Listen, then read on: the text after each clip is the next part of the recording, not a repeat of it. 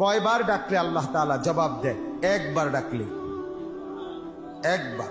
কোন নেককার যদি আল্লাহ তাআলাকে ডাকে তাহলে আল্লাহ তাআলা একবার জবাব দেন, কিন্তু কোন গুনাহগার যদি একবার আল্লাহ তাআলাকে ডাকে তাহলে আল্লাহ তাআলা দুইবার জবাব দেন। তার কারণ কি? সুস্থ সন্তান যদি মাকে একবার ডাকে তাহলে মা এক ডাকে একবার তাকান, আর অসুস্থ সন্তান যদি শায়িত অবস্থায় মাকে একবার ডাকে তাহলে মা 10 বার তাকান। ঠিক তদ্রূপ যারা গুনাহগার, তারা অসুস্থ, তারা একবার ডাকলে আল্লাহ তাআলা দুইবার জবাব দেন। যারা গুনাহগার না, তারা সুস্থ, তারা একবার ডাকলে একবারই জবাব দেন। কিন্তু এই ডাকা অর্থাৎ জিকির যদি কোনো সুযোগ্য আলেমের তত্ত্বাবধানে না করে তাহলে যে জিকির তার অন্তরকে পবিত্র করার কথা ছিল সেই জিকিরই তার অন্তরকে আরো অন্ধকারে ঠেলে দিতে পারে। তো এর আগের কথাটা আমরা কি বুঝলেন? অর্থাৎ হযরত বললেন যে আমরা যারা নিয়মিত জিকির করতে অভ্যস্ত না, এই কারণে আমাদের কাছে মনে হয় সারাক্ষণ আল্লাহ তাআলার জিকির করা কি সম্ভব কিনা। আসলে হযরত বলেন সম্ভব। সম্ভব কিনা বলেন? সম্ভব। আপনি যদি বলেন অসম্ভব, তা আপনি যেভাবে আল্লাহওয়ালারা সারাক্ষণ জিকির করার জন্য পদ্ধতি বলে দিছে, ওই পদ্ধতি আপনি কিছুদিন আমল করে দেখেন, তাইলে যখন পারবেন না তোই না বুঝবেন অসম্ভব।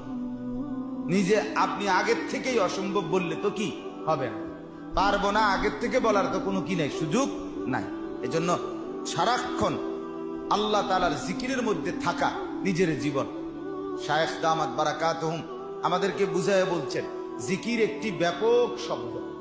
ব্যাপক শব্দ কিনা, পুরা দিন এটা জিকির, পুরা ইসলাম এটা জিকির। রাসূলুল্লাহ সাল্লাল্লাহু আলাইহি ওয়াসাল্লামের 23 বছরের জিন্দেগি পুরাটাই জিকির।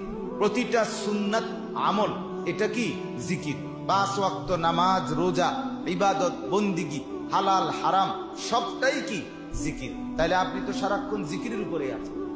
শুধু শর্ত কি, আপনি দিন মেনে চলবেন, আল্লাহ তাআলার নাফরমানি থেকে বাঁচবেন, সুন্নতের উপরে জিন্দেগি তুলবেন, আর খেলাফে সুন্নাত বিদআত থেকে নিজেকে বাঁচিয়ে রাখবেন, এবং জবান দিয়েও আল্লাহ তাআলার জিকির চালু রাখবেন। তাইলে সারাক্ষণ আল্লাহ তাআলার জিকিরের উপরে থাকা সম্ভব না অসম্ভব? সম্ভব। মেহনত করলে সম্ভব, চেষ্টা করলে সম্ভব, আন্তরিকতা থাকলে সম্ভব।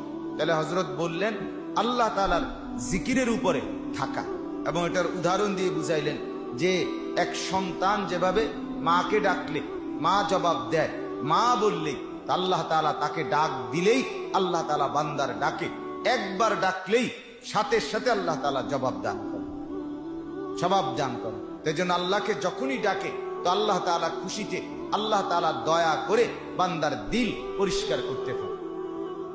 প্রতিবার ডাকবে তো আল্লাহ তাআলা দিল সাফ করবে, দিল সাফ করবে।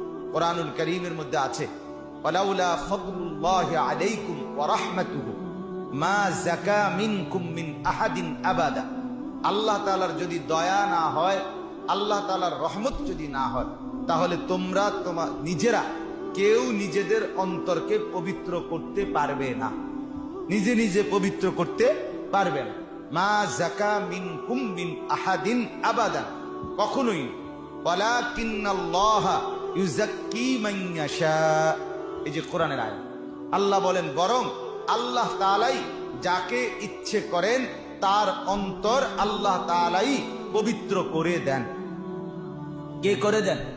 তাহলে আমি আল্লাহকে ডাকবো তো আল্লাহ তাআলা আমার দিল সাফ করতে থাকে, অন্তরকে পবিত্র করতে থাকে। তাহলে আল্লাহ তাআলার জিকির অন্তর